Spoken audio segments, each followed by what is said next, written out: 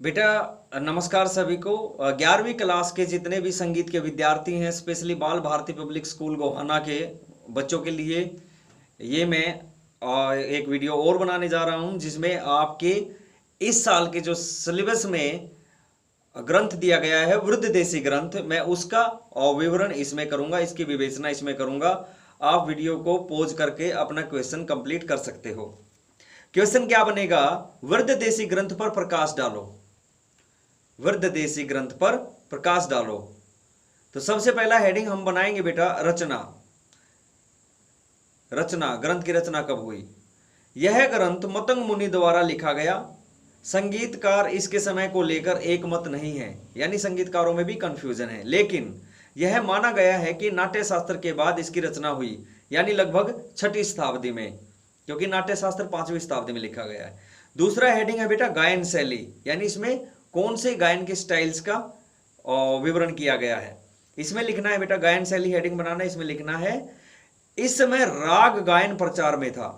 यानी जिस समय वृद्ध देसी लिखा गया उस समय राग गायन प्रचार में था, और सबसे पहले राग का विवरण भी इसी ग्रंथ में मिलता है। इससे पहले राग शब्द नहीं मिलता कहीं भी, और राग गायन भी इसी ग्रंथ में मिलता है।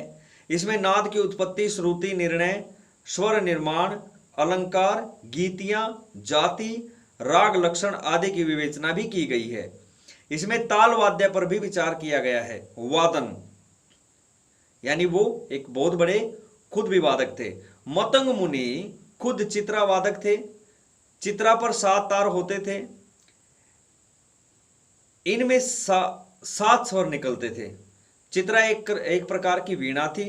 मतंग मुनि मूर्छना पद्धति के बड़े और अंतिम ज्ञाता थे, यानी मतंग मुनि अंतिम ऐसे व्यक्ति थे जिन्होंने, अंतिम ऐसे संगीतकार थे जिन्होंने मूर्छना पद्धति को वहीं तक लाके छोड़ दिया। मतंग मुनि ने ग्राम का भी वर्णन किया है। इन्होंने षड्ज और मध्यम 2 ग्राम माने हैं। गंधार ग्राम को स्वर्ग स्थित बताया गया है। गंधार ग्राम को यह बताया कि अब वो यहां नहीं माना जाता।